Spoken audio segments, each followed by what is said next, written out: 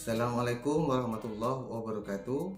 Kali ini kita akan belajar tentang masyarakat beradab dan sejahtera, peran umat beragama dalam mewujudkan masyarakat beradab dan sejahtera, serta masalah hak asasi manusia dan demokrasi. Yang pertama, KB1 tentang masyarakat beradab dan sejahtera. Pengertian masyarakat yaitu masyarakat adalah sejumlah individu yang hidup bersama dalam suatu wilayah tertentu, bergaul dalam jangka waktu yang lama sehingga menimbulkan kesadaran pada diri setiap anggotanya sebagai satu kesatuan. Asal-usul pembentukan masyarakat itu bermula dari fitrah manusia untuk bersama dengan orang. Artinya memang manusia itu diciptakan tidak bisa hidup sendirian.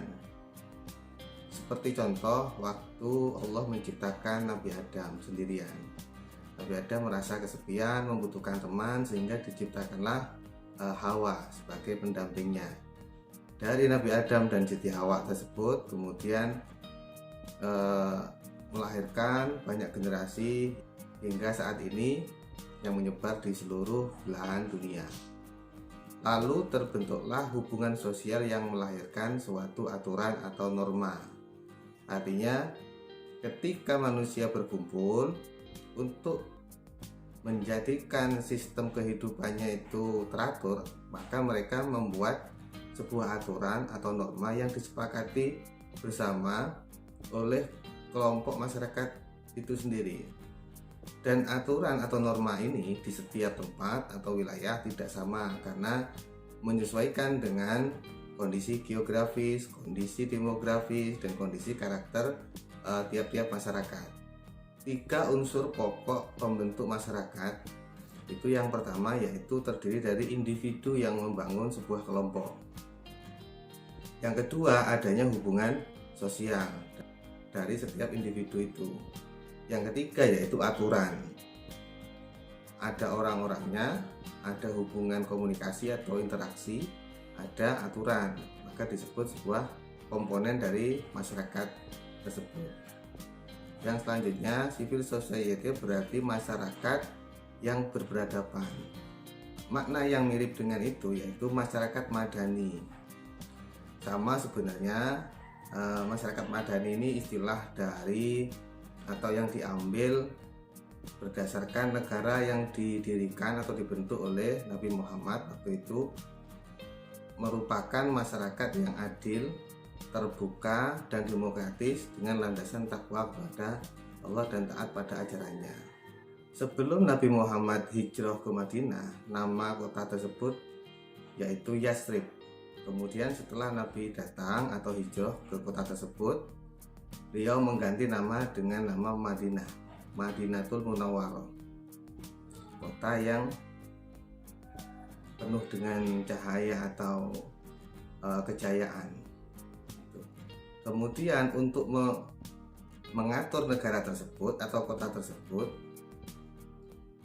Rasulullah membuat sebuah piagam atau dasar negara yang disebut Piagam Madinah. Kalau di Indonesia seperti dasar Pancasila. Karena di Madinah itu terdiri dari beragam suku, beragam agama, dan beragam karakter masyarakat. Yang itu bisa disatukan dengan satu piagam atau dasar negara yang disepakati bersama, yaitu Piagam Madinah. Selain Piagam Madinah, Rasulullah juga membuat kebijakan yang fantastik waktu itu, seperti mempersaudarakan kaum Ansor dengan kaum Muhajirin dengan cara saling kerjasama untuk menutupi kelemahannya. Misalnya kaum Muhajirin pintar dalam bercocok tanam, sedangkan kaum Ansor misalnya mempunyai ladang tapi tidak bisa bercocok tanam, sehingga dipersaudarakan sehingga saling kerjasama. Begitu juga sebaliknya, misalnya kaum Ansor misalnya mempunyai modal, sedangkan kaum muhajirin tidak mempunyai modal tapi ahli dalam hal berdagang misalnya. Ini dipersaudarakan, saling kerjasama. Kemudian sebagai pusat pemerintahan, Rasulullah menjadikan masjid sebagai pusat pemerintahan dan pusat pendidikan. Di dalam masjid waktu itu multifungsi, tidak hanya untuk beribadah saja, tapi juga sebagai pusat pemerintahan, pusat pendidikan, pusat beribadah, dan pusat kegiatan-kegiatan vital yang lain. Selanjutnya, prinsip-prinsip masyarakat beradab itu meliputi yang pertama, keadilan. Dalam Pancasila pun pada sila kelima disebutkan bahwa keadilan sosial bagi seluruh rakyat Indonesia. Kemudian yang kedua yaitu supremasi hukum. Supremasi hukum ini adalah penegakan hukum yang tanpa pandang bulu. Artinya masyarakat beradab itu menjunjung tinggi supremasi hukum, tidak melihat kasta, ras, atau golongan yang memang mungkin menguasai di wilayah itu. Kalau memang anaknya raja atau anak seorang bangsawan yang melanggar hukum, ya harus dihukum atau diadili sesuai dengan peraturan yang ada, bukan karena dia keturunan siapa. Yang selanjutnya yaitu egaliter atau persamaan perlakuan. Persamaan perlakuan ini maksudnya tidak ada yang dibeda-bedakan, mungkin karena jenis kelamin atau wilayah atau warna kulit, bahasa, suku, dan lain-lain. Memang realitanya daerah di pusat perkotaan atau pusat pemerintahan itu lebih diperhatikan ketimbang daerah-daerah yang di pelosok negeri, karena itu faktor geografis yang cukup jauh. Atau golongan mayoritas lebih diperhatikan ketimbang golongan yang minoritas. Kemudian pluralisme saling menghargai keberagaman, saling menghargai pendapat orang lain, tidak membeda-bedakan antar suku, antar budaya. Pluralisme ini disatukan dengan prinsip humanisme. Karena meskipun kita berbeda-beda bahasa, berbeda suku, berbeda agama, tapi humanisme atau prinsip kemanusiaan kita sama-sama manusia dan sama-sama mempunyai hak dan kewajiban untuk saling menghormati. Kemudian yang selanjutnya, pengawasan sosial. Modul ketiga, kegiatan belajar 2, yaitu peran umat beragama dalam masyarakat beradab. Pancasila merupakan kalimatun sawa. Kalimatun sawa ini kalimat atau kata pemersatu atau titik temu. Jadi Pancasila itu merupakan kalimatun sawa, yaitu sebagai titik temu antar semua agama, antar semua suku, antar semua daerah, dipersatukan dengan adanya Pancasila. Pancasila sebagai dasar untuk merangkum semua pluralisme agama dan sosial dalam suatu wadah yang bernama Negara Indonesia atau NKRI, Negara Kesatuan Republik Indonesia. Memang mulai Pancasila dirumuskan hingga sekarang mengalami banyak hambatan, banyak goncangan yang ingin merubah atau merevisi penjelasan atau makna Pancasila. Bahkan yang paling ekstrim merevisi naskah atau teks Pancasila sendiri. Menurut saya, bahkan pada tahun 1984 waktu itu ada Muktamar NU di Situbondo, Yai As'ad sendiri mengatakan Pancasila ini sudah sesuai dengan ajaran Islam. Jadi jangan sampai umat Islam sendiri memprotes, mengkritisi, atau bahkan menolak Pancasila. Karena ini sebagai kalimatun sawah, pemersatu atau titik temu dari semua golongan. Yang selanjutnya, peran umat beragama dalam membentuk masyarakat yang beradab diantaranya menumbuhkan saling pengertian antar umat beragama. Jadi ketika ada orang berdebat, cekcok tentang perbedaan umat beragama atau cekcok internal umat beragama itu, kita sebagai umat yang mungkin lebih memahami, kita mempunyai kewajiban untuk memberikan pengertian atau pemahaman untuk melerai percekcokan tersebut. Yang kedua, kita wajib melakukan studi-studi agama atau mempelajari tentang agama supaya wawasan kita luas. Semakin kita mempunyai wawasan luas, semakin kita bisa menghargai dan menghormati, menumbuhkan demokratis, pluralis, dan toleran sejak dini. Memang usia anak itu sangat baik sekali untuk menanamkan nilai-nilai yang paling urgent, diantaranya ya nilai demokratis, pluralis, dan toleran. Yang selanjutnya yaitu bersama membangun masyarakat madani. Nah ini kembali lagi yang tadi, masyarakat madani ini sebagaimana yang dicontohkan oleh Rasulullah itu merupakan contoh negara atau contoh sistem negara yang ideal, karena memang kenyataannya dari negara yang sering sekali terjadi sengketa, percekcokan, peperangan, dengan adanya sistem negara yang diusulkan atau ditawarkan oleh Rasulullah, menjadikan kota Madinah atau negara Madinah sebagai negara yang beradab dan sejahtera. Pada KB 3 tentang hak dan demokrasi, hak asasi manusia adalah kebebasan. Makna dasarnya adalah kebebasan, tapi bukan berarti makna kebebasan ini bebas sebebas-bebasnya, tapi kebebasan seseorang dibatasi oleh kebebasan orang lain. Jangan diartikan HAM itu bebas sesuai kehendak pribadi, bukan seperti itu. Kita bebas selama tidak merugikan orang lain.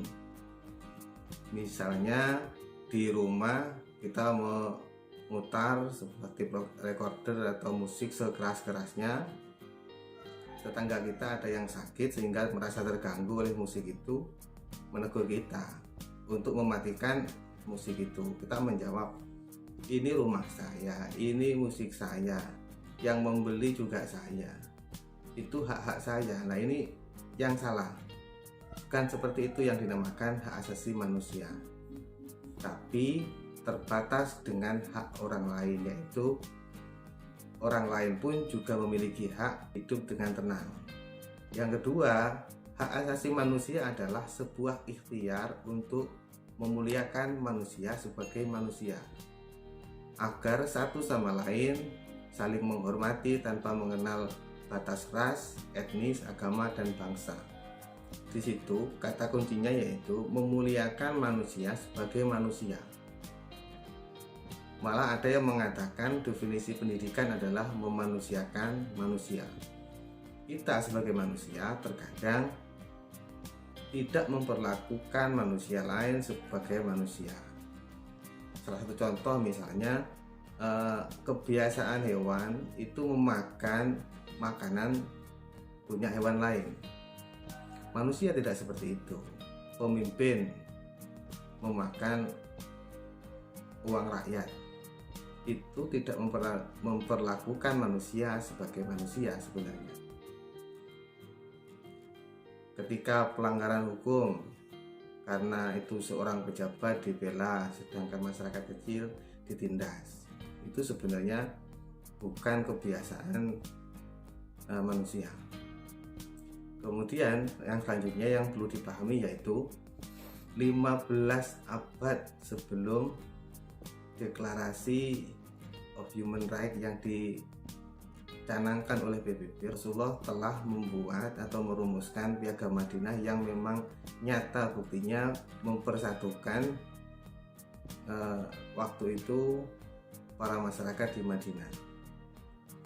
Kemudian hak asasi manusia itu meliputi hak hidup, hak milik, hak kehormatan, hak persamaan, dan hak kebebasan. Hak hidup itu dilindungi sejak dalam kandungan. Kemudian hak milik ini ada hak milik individu, hak milik kolektif, dan hak milik negara. Jadi tidak serta-merta kita itu menggunakan barang atau fasilitas di tempat umum seperti hal itu atau barang itu milik kita sendiri, itu tidak boleh juga. Atau yang memang fenomena banyak terjadi, misalnya ada seorang muslim mewakafkan tanahnya untuk dibangun sebuah masjid atau madrasah misalnya. Ketika itu sudah digunakan secara publik, ahli warisnya biasanya menuntut atau meminta kembali harta yang sudah diwakafkan itu sangat dilarang, karena hak milik pribadi yang diwakafkan itu menjadi hak publik atau hak milik bersama. Kemudian hak kehormatan. Hak kehormatan ini dimiliki oleh setiap warga negara, misalnya terjadi pelecehan atau ujaran kebencian atau hal-hal lain yang negatif yang bisa menjatuhkan citra kita bisa menuntut di depan hukum karena adanya hak kehormatan ini. Kemudian hak persamaan itu diperlakukan sama, khususnya dalam bidang hukum, bidang politik, dan fasilitas atau layanan publik, tidak memandang siapa, tapi kita sama-sama menjadi warga negara. Karena menjadi warga negara, kita berhak mendapatkan perlakuan yang sama. Dan hak kebebasan ini diantaranya kebebasan warga negara itu berpendapat, memberikan kritik dengan tetap menjunjung etika, kemudian kebebasan dalam mendapatkan informasi, dan seterusnya. Yang selanjutnya yaitu demokrasi. Demokrasi itu berasal dari kata demos dan kratos. Jadi demokrasi secara bahasa adalah kekuasaan oleh rakyat. Demokrasi itu artinya dari rakyat, oleh rakyat, dan untuk rakyat. Jadi di situ yang paling berkuasa yaitu rakyat, bukan elit politik atau segelintir orang saja. Karena kriteria demokrasi diantaranya yang pertama yaitu kontrol pemerintah diserahkan pada pemimpin yang terpilih. Kata kuncinya yaitu terpilih. Di situ pemimpin yang diamanai untuk memimpin sebuah negara itu juga berasal dari rakyat yang sah dipilih oleh rakyat, maka dia berhak untuk memimpin, bukan sekedar keturunan atau sekedar klaim secara sepihak saja. Yang kedua, pemimpin itu dipilih oleh atau melalui pemilu atau pemilihan umum. Memang setiap negara menyelenggarakan pemilu ini beragam variasinya, tapi kata kuncinya yaitu pemimpin yang dipilih secara umum. Saya beri contoh, misalnya setelah Abu Bakar kemudian digantikan oleh Umar mewasiatkan beberapa calon yang dipilih, ada Utsman, ada Ali, ada Abdurrahman, dan yang lain. Itu tidak langsung ditunjuk, tidak langsung diwariskan, tapi silahkan dipilih dari beberapa calon berikut ini. Kemudian setelah Umar meninggal, maka masyarakat waktu itu memilih secara pemilihan umum seperti sekarang ini. Khususnya di Indonesia juga terdapat pemilu untuk memilih mulai presiden, DPR, dan pemimpin daerah. Setiap warga negara memiliki hak untuk memilih dan dipilih. Kemudian rakyat memiliki hak untuk menyuarakan pendapat. Sistem demokrasi itu menjunjung tinggi hak untuk berpendapat, hak untuk menyuarakan baik melalui tulisan maupun lisan. Kemudian rakyat memiliki hak untuk mendapatkan informasi. Jadi keterbukaan publik atau transparansi penyelenggaraan negara ini harus diketahui oleh masyarakat, mulai dari pemasukan, anggaran, penggunaan hingga pelaporan. Kemudian yang terakhir yaitu rakyat memiliki hak untuk membentuk lembaga independen.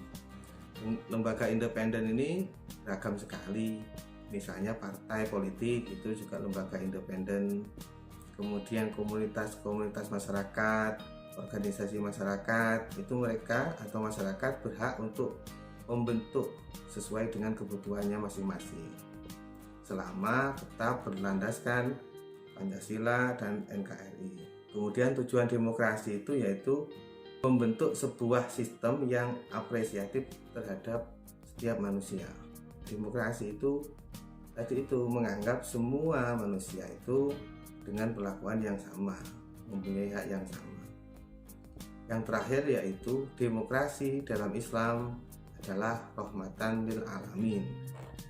Ini konsep yang paling ideal yang dijunjung atau diterapkan sendiri oleh Rasulullah, yaitu rahmatan lil alamin, membawa rahmat bagi seluruh alam. Tidak hanya muslim saja, tidak hanya manusia saja, tapi juga terhadap seluruh alam, baik hewan, tumbuhan, dan seluruh alam. Misalnya di sebuah organisasi masyarakat atau organisasi agama, sebagai contoh NU misalnya. Orang NU, sesama orang NU terkadang saling cekcok, saling mencaci. Coba dipahami, ngapain saling mencaci, saling cekcok sama-sama NU? Yang pertama. Yang kedua, antar organisasi, misalnya NU dan Muhammadiyah saling cekcok, atau dengan organisasi yang lain saling mencaci. Ngapain saling mencaci, saling cekcok? Oh, sama-sama Islam.